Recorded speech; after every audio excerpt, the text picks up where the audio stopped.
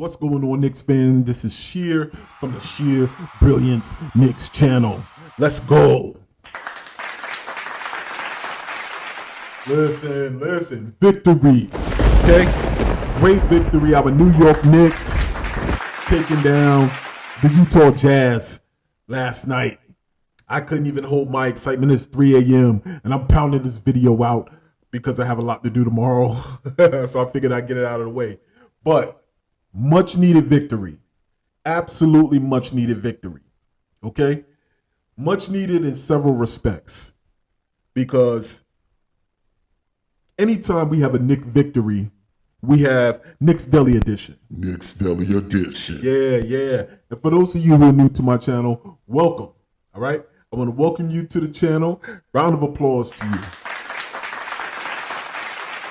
You probably came on the wrong day. All right? Here at Knicks Deli, we have 4 items on the menu, and I'm going to get into those items real quick. But my normal customers here at Knicks Deli, I'm going to get at them today. I'm going to get at them. All right? Knicks fans, we got problems. We got beef. All right? But I didn't want to do this while there would be guests visiting. But we're gonna have to air it out. We're gonna have to. I'm circling the block. All right? But we're gonna get back to that. So new people, welcome to the channel. Be part of the SB community. Do me a favor, like this video or subscribe to this video and hit that notification bell so you can always know when I'm going live or dropping a new video. All right? For my SB community, welcome back. We are first to many and second to no one when it comes to news, views, interesting views and team news surrounding our New York Knicks. Let's go. Now check it out. If you're new to the channel and you're returning to the channel, always welcome my SB community. I appreciate you. All right? This is the Sheer Brilliance channel. This is for you and anyone else who's a fan of basketball. Okay, friend or foe, we want the smoke. Yeah. Now, you can't have people who celebrate you. You can't have people who celebrate these wins that the New York Knicks will eventually be consistent at pulling. If you don't have those people who motivate you, who wish for your downfall. So in my chat, if you're the ops, I see you. I see you in the comments section. And guess what? You rocking with the best, baby. I'm not cocky, I'm confident. So when you tell me I'm the best, it's a compliment. Now let's dive right in, all right? If you're new to the Sheer Brilliance channel and you're here and you're new to Knicks Deli, Knicks Deli there are Edition. 4 items on the menu, okay? First item on the menu is the bacon, egg, and cheese. Now the bacon, egg, and cheese is usually that thing in New York that's a staple, right? You just got to get a bacon, egg, and cheese for breakfast if you visit in New York or you're from New York. The deli or the bodega are staples in New York communities, all right? So that bacon, egg, and cheese is that perfect combination. Put it on a roll or put it on a hero, boy, man, that thing is phenomenal. So in terms of our Knicks, we look at the 3 players who served as the perfect combination to make that thing bussin', all right? So the bacon, egg, and cheese, we're gonna look at who are the 3 players that put together perfectly formed a good combination to help us get this win. All right. Next on the menu is the dollar slice.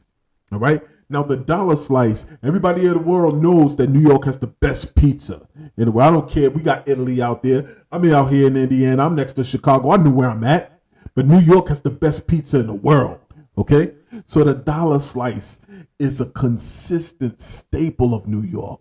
All right. So we're going to look at who is the player who's the dollar slice. Who is the player that was the consistent staple of this game? That their contribution kept us stable throughout the game. So we're going to look at who that player is as well. Then we have the chopped cheese. Now the chopped cheese is that thing that's relatively new to the New York menu, but that thing be bussin'. So we're going to talk about who is the player who's the chopped cheese of the game. And you can't have a chopped cheese. You can't have a slice of pizza. You can't have a bacon, egg, and cheese if you ain't got nothing to wash it down with. So we're going to look at who is the quarter water of the game, right? That quarter water is, man, you can't have any of those things without something good to wash it down with. And sometimes If you're growing up in New York, you can only afford the main dish, but you have just enough to slide that quarter water in. So the quarter water with respect to the game is who is that player, no matter how small, but their impact on the game was noticeable. So we're going to ask, who is the quarter water of the game? All right?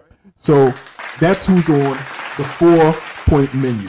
After we discuss the menu, we're going to hit our nah, son, nah. You wildin'.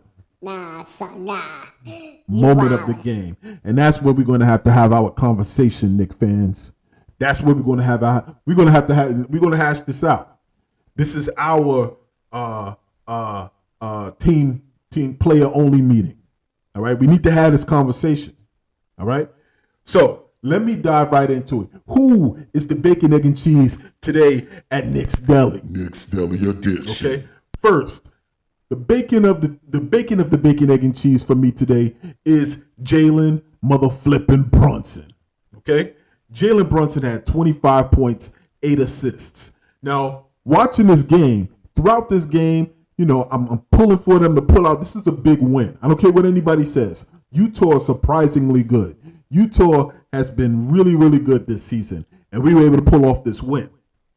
But I couldn't help, in looking at Jalen Brunson's stat line and looking at Jalen Brunson once again in the fourth quarter or throughout the game, an experienced point guard on the opposite side of the floor, posting him up, automatic, just bullying him, hitting his moves, turnaround, duck under, scoop.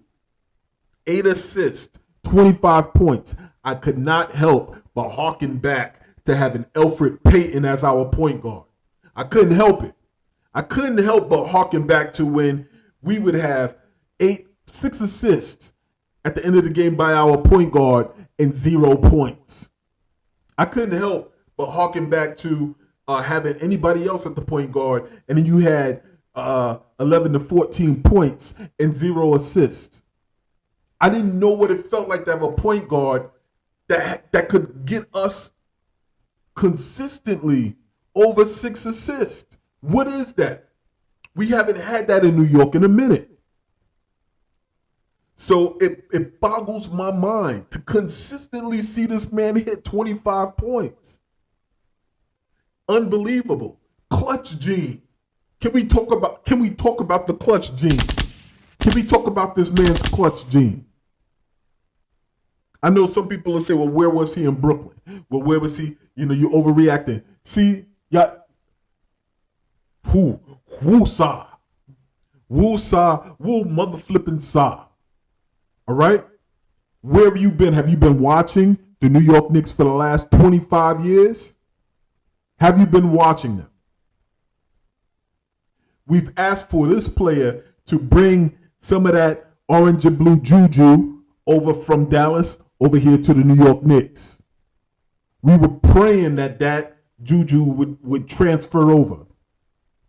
And we're only 14 games into the season, and we already see it. He is the legitimate deal. He is the real deal. He is as advertised. And this is our point guard. And we're losing sight because he's adjusted seamlessly to this role. We're losing sight that he's new to the team. We're losing sight that technically Cam Reddish is new to this team.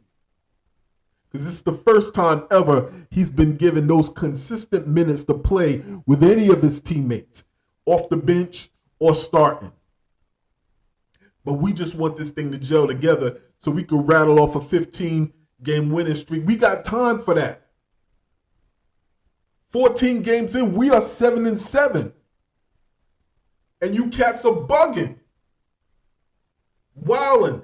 Is it the hot seat for? Yo, it's to the point that y'all narratives, though we're not blaming this on major media. It's to the point that the internet's narratives are informing the headlines for major media. I see it because the narratives start on the internet. It starts on YouTube. It starts with content creators, and now they're taking it and they're putting it on ESPN. They're putting it on SNY. They're getting their. They got their fingers on the pulse of Knicks fans. So shout out to Jalen Brunson, man. Clutch Gene.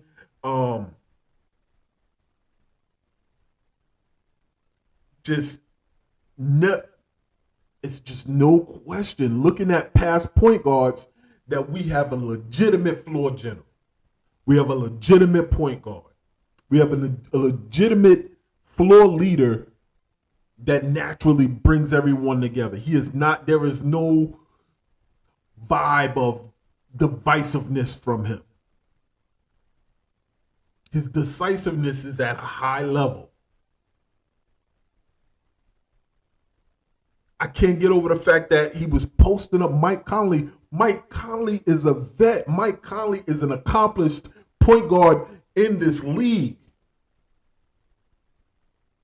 He is a steady vet who has led solid teams. He is no easy win. That 6'1", I'm taking you into deep waters and drowning you. That man was the Terminator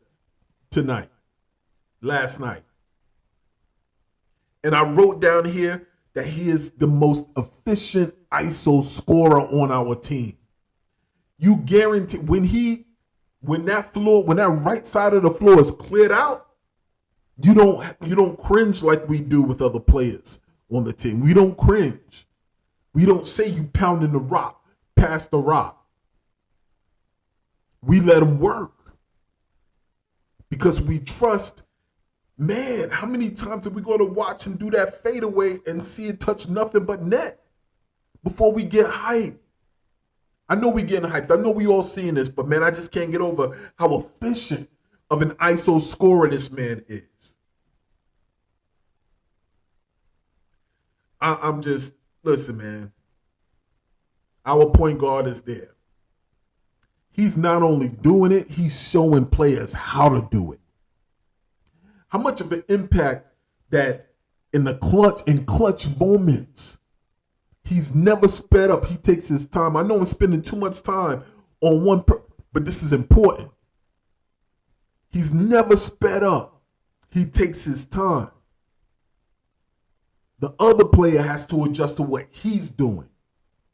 What do you think that does in terms of a teachable moment to IQ, to everybody else, to Julius? Let me show you how to post up. Let me show you how to get to my spots, and you impose your will. Jalen Brunson has been imposing his will in moments like that. He recognizes the mismatch, and he doesn't ask permission. He just takes him down to the block. Excuse me. He takes him down to the block, and he drowns him in deep water. Shout out to Jalen Brunson. My brother, you are the bacon of the bacon, egg, and cheese. Stand up. Round of applause for you. The egg of the bacon, egg, and cheese sandwich is Cam mother flipping Reddish. Let's go. The Cam God. Cam God shows up. The Cam God is rising. All right? Cam God is rising. And yeah, I'm calling him that. And so what? So what? I'm an OD today. I'm an OD. I'm in my bag today. Because once again, this video, my energy, you can tell I have a lot to talk about with Knicks fans. So y'all gonna get this work today. Easy work. Y'all gonna get this easy work today. Cam God. I made the video in the summertime, the 8 reasons to believe in Cam. And somebody laughed when I told them I made that video. They said that had to be one of your worst performing videos. I got news for you. I'm circling the block on him too. It's almost prophetic. And that's prophetic, not pathetic. It's almost prophetic, the 8 items that I identified. Now I know it's a contract year for Cam. But what other time you going to get this man 33 minutes? This is the 3rd game in a row where he's had a solid outing. 19 points. 7 of 13 shooting. Layup package is smooth AF. His layup package, his layup package is smooth as flip. I told you in the video, if that man gets enough time and he gets into a rhythm and he gets comfortable knowing his teammates, where they play, so that he can recognize the spacing and know how to apply his game to the team's game plan, there's nobody else on the team that has his skill set. There is no one on the team that has Cam Reddish's skill set, has his physical characteristics, his feel for the game.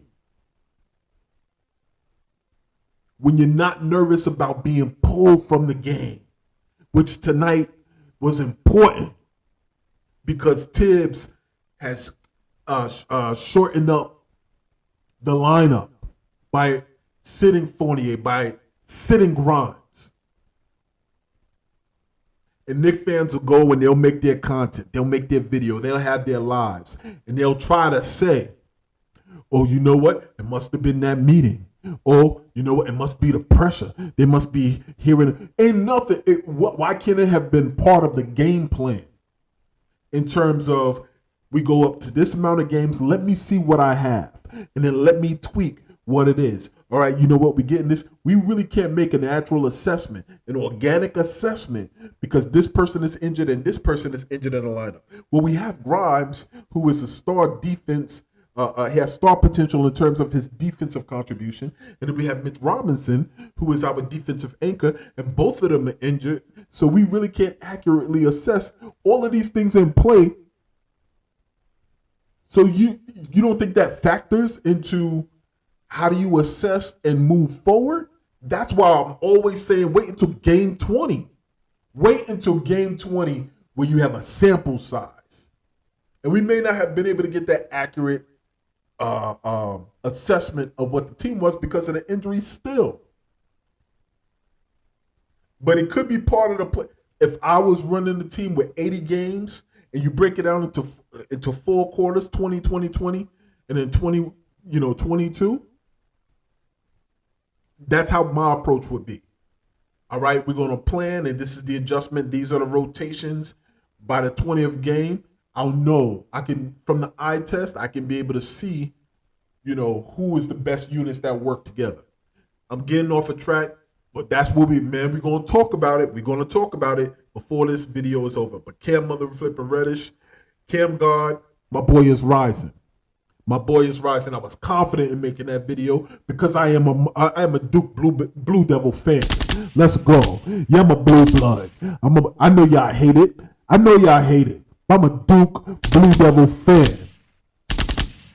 I seen it. And I'm going to say something else. As a Duke Blue Devil fan, I remember when we recruited and got Cam Reddish to come to Duke. I remember that RJ Barrett had got a call from Mike Krzyzewski and said, you know what, well, if Zion is there and Cam Reddish is there, what are the touches going to look like? Cam Reddish was highly touted coming out of high school. RJ Barrett was #1 ranked player in the country coming out of high school. Zion was Zion.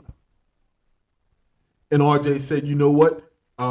Coach K told him, I coached Team USA, the gold medal winning team with the best players in the world, and I made that work. You don't think I can make this work? So when he got there, Cam Reddish is trying to figure out what his role was. Now, he did have injuries on the college level, so he couldn't fully come into his own. And then when he was, you had RJ Barrett and Zion. And the college season is only but so many games.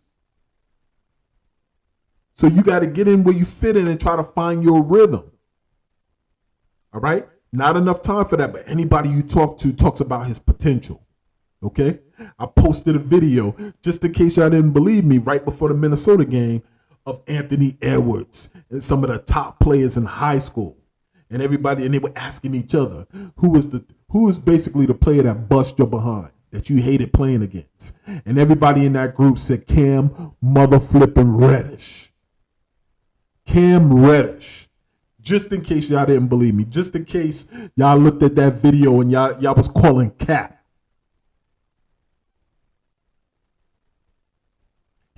I wouldn't be surprised if he don't sign with the Knicks.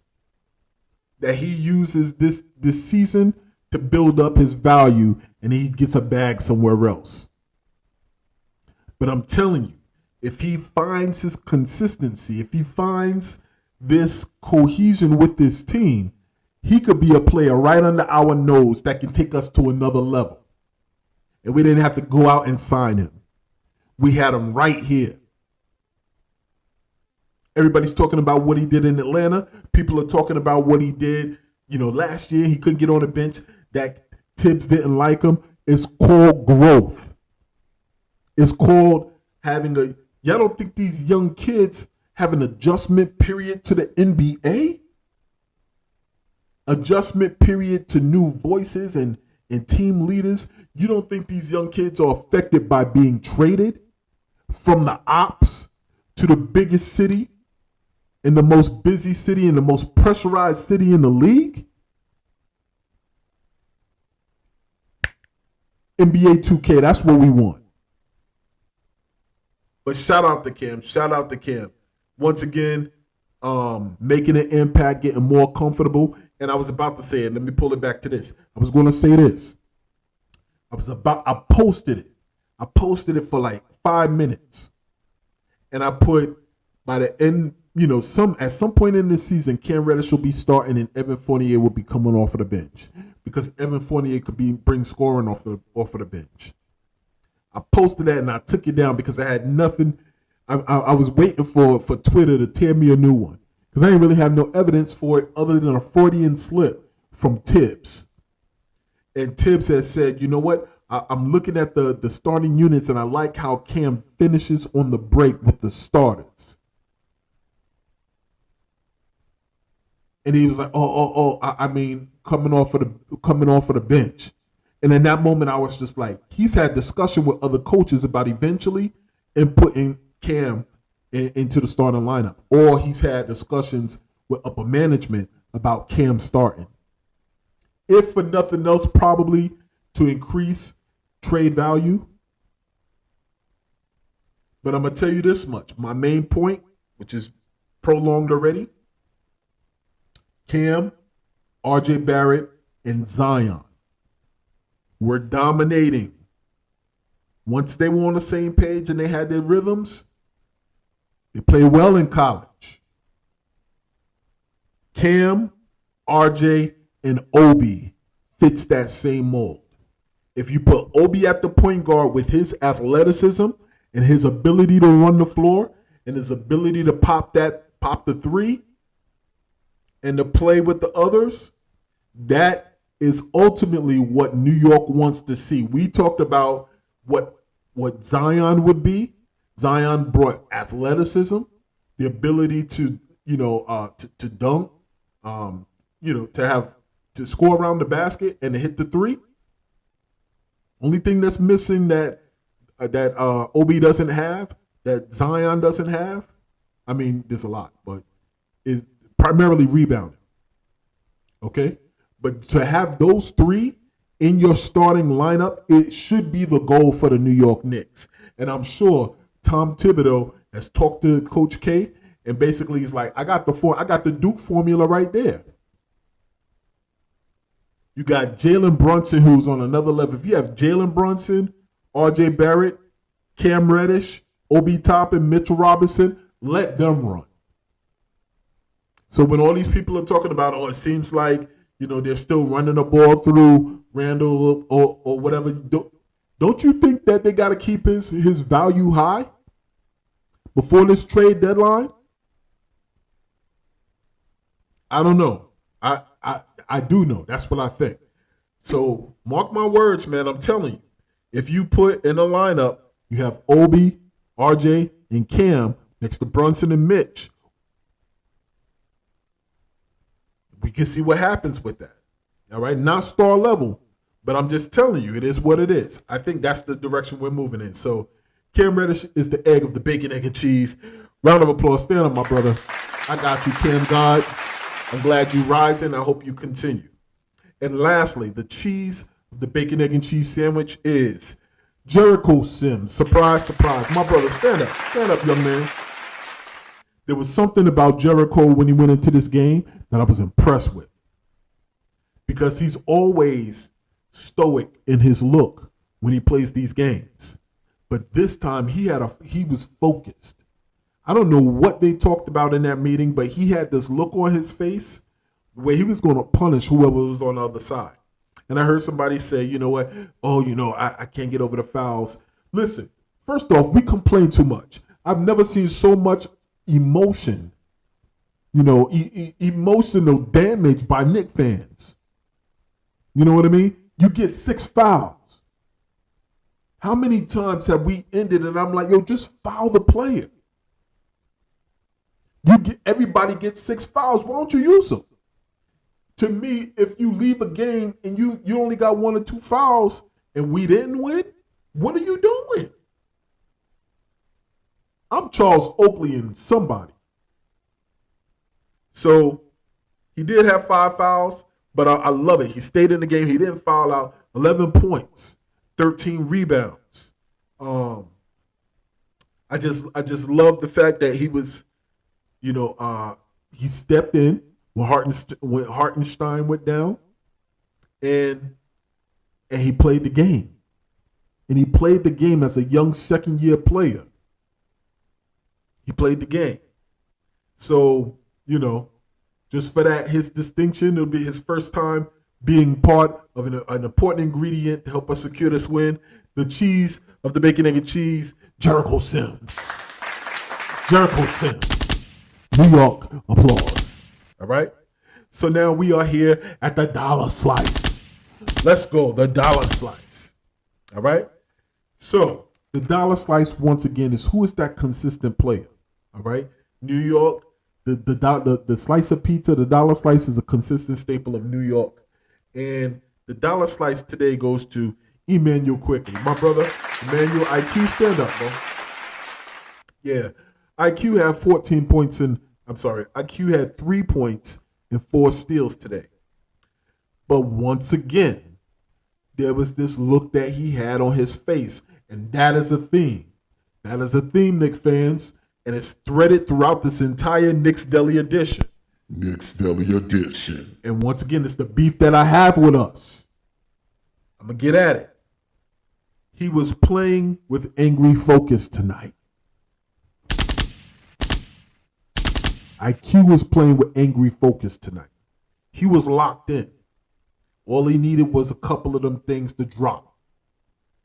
But the last time I saw that look that he had tonight as he was hitting those shots, last time I saw that was when Julius gave us the thumbs down. That's the last time I saw that. The other previous time I saw that was when Iman Shumpert got booed at the draft. So every time he scored or had a big dunk in the Garden, he was chirping at the fans. We were loving it because we thought, oh, you know what? Oh, yeah, you embody that. But he was saying, nah, flip y'all. Flip y'all. How y'all going to boo me just because y'all don't know me? And he would go on to later apologize for that because he was saying, you know what? I felt a certain way because I was young. And I was new to the city and I was new to the team. And I knew that what I brought to the table, they loved. But they only boo me because they ain't know me? And he held on to that until he got older and he got wiser and he understood how the league works and he understood how New York works and that Knicks fans, we love different. But I saw that look in IQ last night.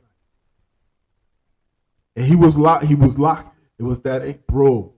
And if you're an athlete, and many of you are, you know that feeling when your coach either pulls you or yells at you in front of the rest of the team.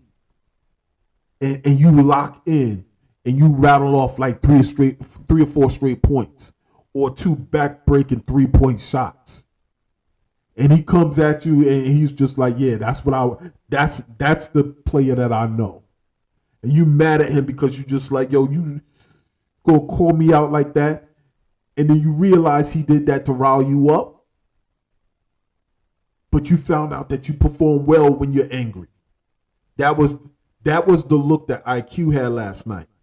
And I mean, part of it is I like it, but the other part of it is concerning because it's only game 14. But IQ is the dollar slice. Once again, he was playing angry. That's the last time I saw it. I'm telling you, Knicks fans, we want to talk about that team meeting, right? Right? We want to talk about how Julius Randle was the one to call the team meeting together. I heard some of the comments was just like, yo, how he calling a team meeting to hold people accountable? He can't hold himself accountable. Yo, we bugging, bro. We bugging. But I'm going to tell you this much. That team meeting wasn't about them. That team meeting wasn't about what they weren't doing. That could have been 5 minutes of the conversation. We got to lock in. We got to get back on we got to get on the perimeter. We got to put these things together. Coaches don't play the game. They put us out there. We got to make plays. There is nobody who says we weren't prepared effectively that has ever played under Tom Thibodeau. So if these are the best prepared players, it is the players' responsibility to finish the game and to execute. You are a professional, get it where you are. But I'll tell you this much, 5 to 10 minutes of that dinner, 5 to 10 minutes of that meeting, they talked about it being an opportunity to connect. We get on the road, we break bread with one another. 5 to 10 minutes of that meeting was about what they could do better on the floor. However else along, let's say the other 45 minutes to an hour was about sticking together and staying off of social media because the fans are running amok.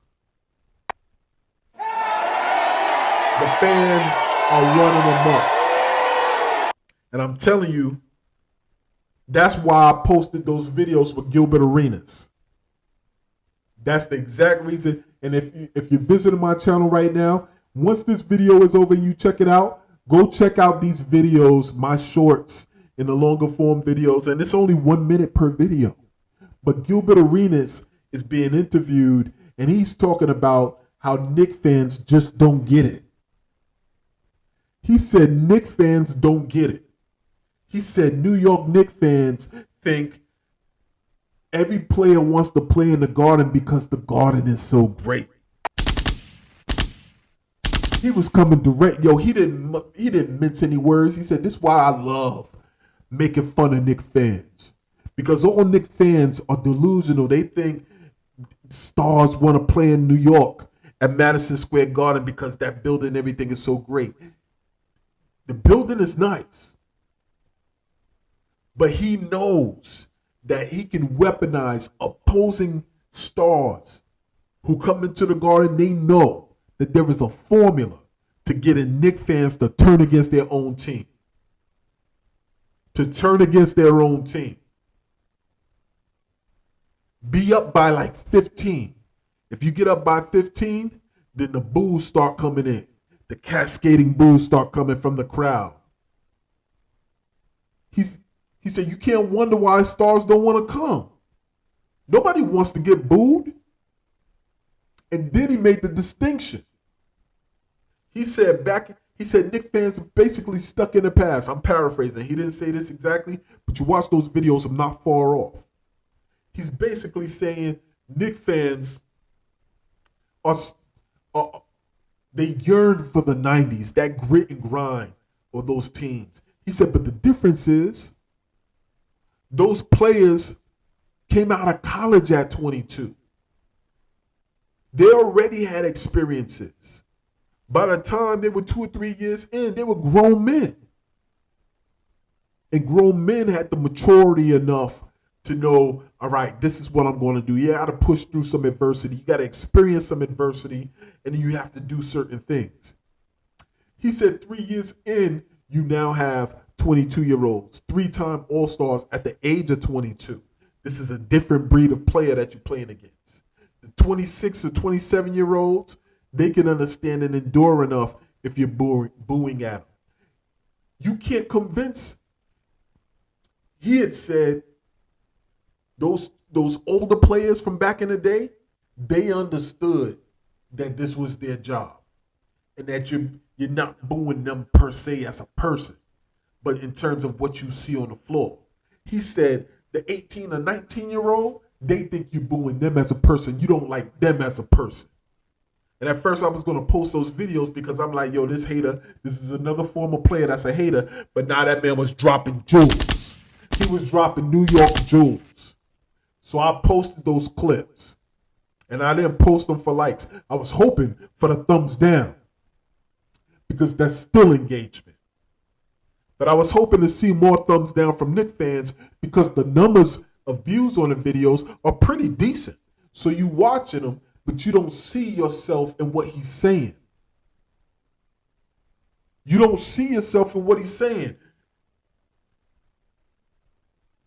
Once again, we're becoming the major media where we're trying to have hot takes. We're trying to have Stephen A takes. It's Tom Thibodeau on the hot seat. Why we got to be the ones to put him on the hot seat? I know it's year 3 for him.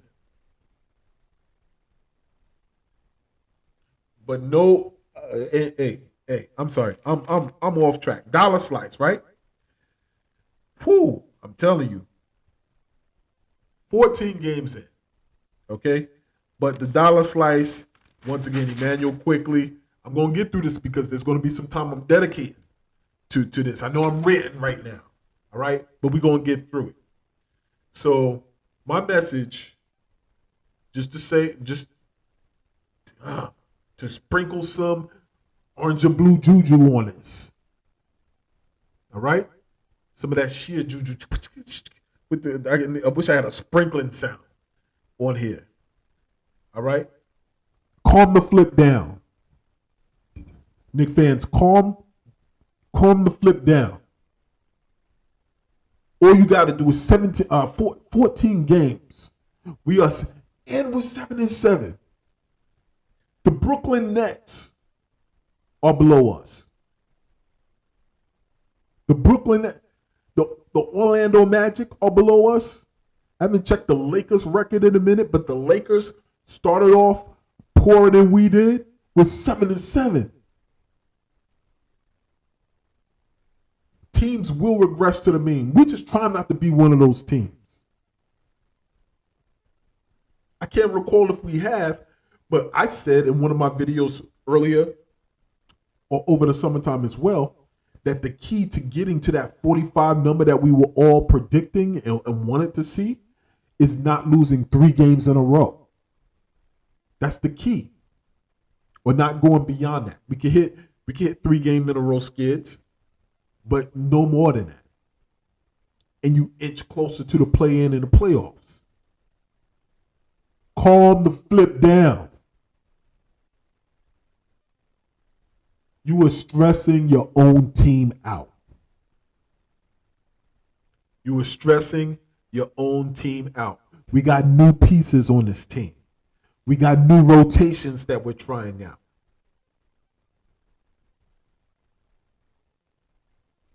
The coach is trying to gingerly move the veterans into lesser roles. And y'all don't see this. Derrick Rose had to question why he wasn't playing as much.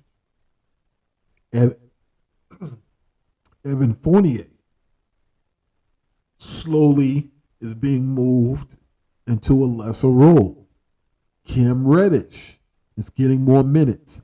He's trying to respect them as veterans and professionals. If he just yanks them out and gives them lesser roles, then how does that look to every other player in the NBA, how he treats respected players who could still play. Y'all saw what happened when Kimba got benched. You saw how the rest of the league reacted and was talking about the Knicks when Kimba was benched. And then the injury happened. He came back in. He dropped that high number. And it was like free Kimba.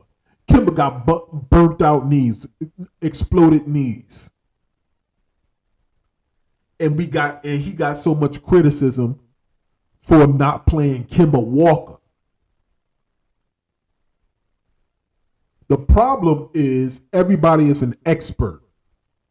And y'all not letting that man do his job. And we want to know everything that's going on. We don't need to know nothing. The New York Knicks don't owe us understanding. Shout out to Kevin Samuels. The New York Knicks, I'm going to say that again, God damn it. The New York Knicks do not owe Knicks fans understanding. You can choose not to watch. We can turn the channel and not tune in. The New York Knicks do not owe Knicks fans understanding. They don't. We need to let this thing unfold. 14 games in. By the 20-game period, organically, we should see things come together. Or we should have a clearer view of the direction that we're heading in. Man. So Dollar Slice goes to IQ. Shout out to you, IQ. Great job in that short period. You played focused, you played furious, and I just hope that it continues. Okay? The chopped cheese. The chopped cheese is that thing that's relatively new to the New York menu, but that thing be bussin'. So I want to talk about the player who had a relatively new either role or contribution or relatively new to the team, and what he did in terms of his contribution that helped bust open the score, this win, and get us back on track. And the chopped cheese goes to our brother, R.J. Barrett. R.J. Barrett, once again, made an impact on the game. Uniquely enough, we heard it on the broadcast that R.J. Barrett was under the weather. So particular applause goes to R.J. Barrett. RJ was actually playing sick. But I also had that, whether he was playing sick physically or he's playing because he was sick of the BS. I think both can be true in this case. 18 points, 4 assists, 3 rebounds. He didn't necessarily have the lift, the effort was there, but you could tell he was a little bit of a step slow. He is sick today, but I know that there's been several instances throughout the season where he's not finished at the basket as he wanted to. But he did put forth a solid stat line that really showed he was able to gut through whatever he was dealing with. All right, so we applaud him for that.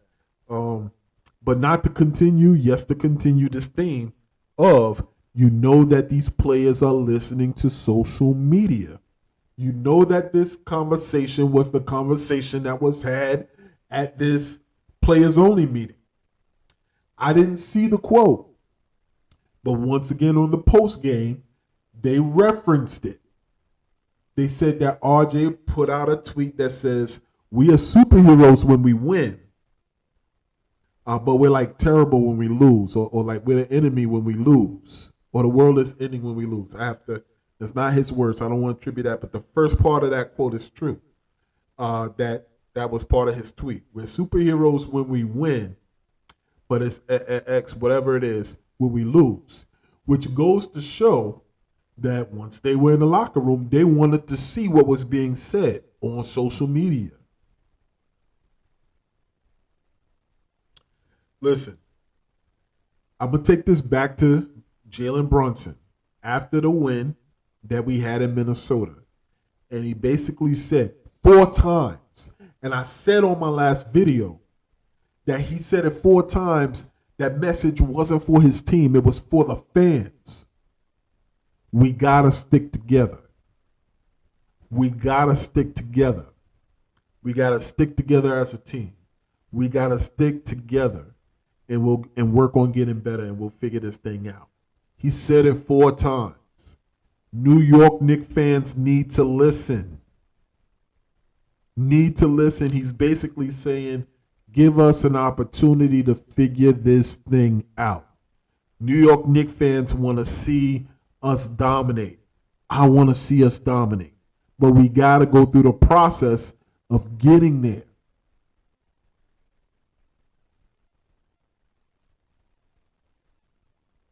Chopped cheese of the day goes to R.J. Barrett.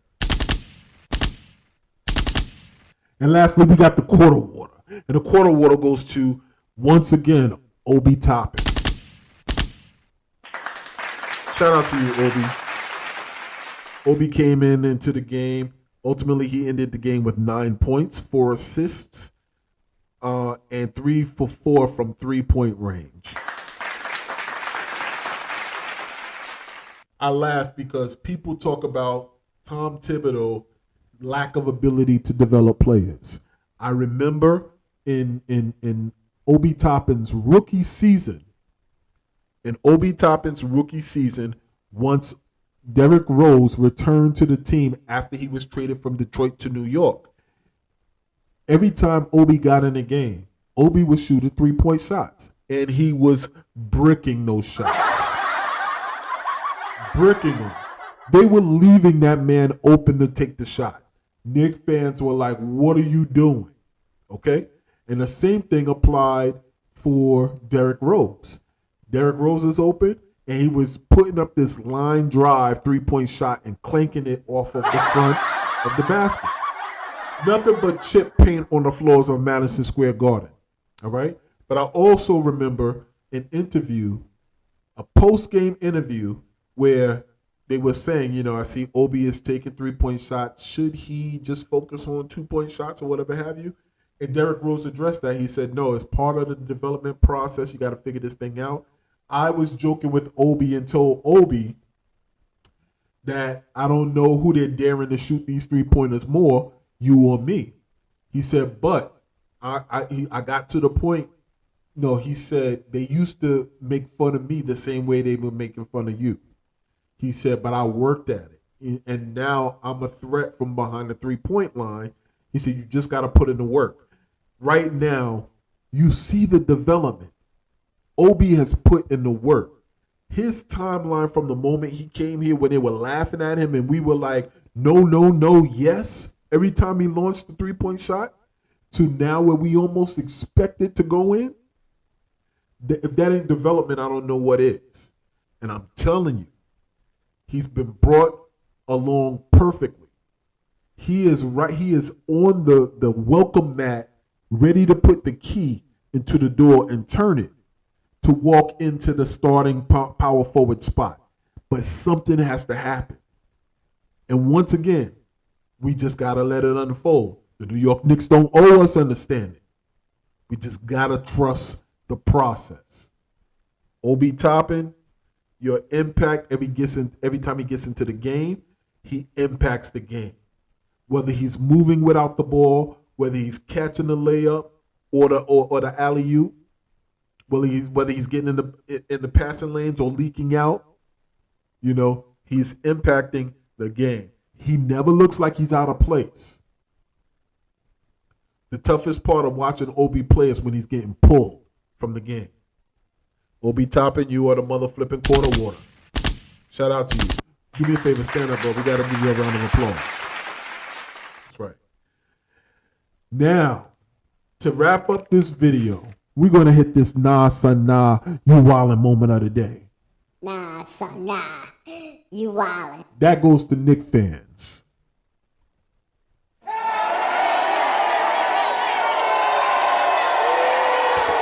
I said what I said. I said everything I needed to say in this video. When you come to my channel, it's funny because, and this is not something intentional, because I've studied the market. I've done my market research. I'm a fan of many of the channels. I absolutely love the different takes, the different personalities, the different styles that content creators in Knicks universe have. You know, and I hop on when I can. You know, I love to hop on. My boy D's World of Hoops, he's doing great work over there. Tonight I hopped on into the Knicks verse with my boy George. He's doing all right. He's doing great work over there. I watched a little bit of KFTV, you know, and Nothing But Knicks. Everybody brings a different, unique perspective. All right, but listen, the sky gotta stop falling. The sky's gotta stop falling, and maybe it don't gotta stop falling because I don't want to do what I don't want to recommend. Nobody can tell you what to do on your channel. Your channel is phenomenal because of you uniquely doing what you do. But let me explain to you what you're going to get when you come to the Sheer Brilliance Knicks channel. All right? I see life as half glass, half filled. So I laugh when sometimes people just like, yo, damn, you know, do you critique the Knicks? You know, do you always, it's always something positive. You find a way to do a positive Randall spin on the fortunes of the Knicks. Nah, man, it's not even like that. First and foremost, like many of you, I have a day, you know, I have a profession. And much of my role in my profession is leading organizations. So I recognize when there's a process that's in place, but I also recognize when that process, the results you may not be able to see in a month or 2 months. You may have to go through an entire year cycle or a fiscal year to kind of see, all right, where this was the plan. We applied the plan. Did it work? What tweaks do we need to make? What major moves do we need to switch in and switch out? What pieces do we need to switch in and switch out? So I kind of look at it from that standpoint. The major part is, do we have the right pieces in place to make sound decisions? Fiscally, what are we looking at? So I look at all of those things, and as a result, there's a tendency for me to say, okay, if these main components are sound, we're on the right track. All right? Now, I'm not looking at it and just be like, all right, everything is honky-dory, because I know when we got a Derek Fisher in the house. I know when we got you know, any of the whack coaches, Jeff Hornacek that we had, I know when we got them in the house. I know when the house is on fire. So the only thing, like, the house ain't on fire, but the orange reflection of the blaze is being held by the Knicks fans. We are outside the house with these torches ready to light this mother flipper up. And the players are inside looking like, yo, what are you doing? Like, we building infrastructure in the house. And you trying to burn down while we're in the middle of building everything. That's the only thing I'm saying. Calm the flip down. That's it. And let them work. Yo, if it doesn't work out, then we trade players. And then we have access to one of the deepest drafts since 2016. But then we'll also see another year where some of these young players, we find out who they are because now they're getting minutes. Exactly what we've been asking for. Y'all tripping. But what do you say? Leave your responses in the comment section and leave it. Listen, if you angry, leave the angry comments. Like I said, friend or foe, I want the smoke. And the smoke is exactly what I'm talking about. Give them a little opportunity to let this thing ride out. You calm the flip down. All right? Do me a favor, like this video and subscribe. I love my SB community. If you visit into the channel, I apologize for all of the aggression. It's not always like that, but it will be if y'all continue wilding out. And keep this in mind. Same thing applies to our team as applies to our life. I say it every video, if there is no struggle, there is no progress. I say it intentionally because I know how we are and I know how this franchise is. It's going to work. It's going to click one day. And when we get into our groove, I'm looking forward to the run where we dominate. But we got to do the work and we can't skip steps. There's no struggle, there's no progress. Keep this in mind. We are here and we do got next. Sheer Brilliance Podcast. Sheer Brilliance Knicks. I'm out. Peace.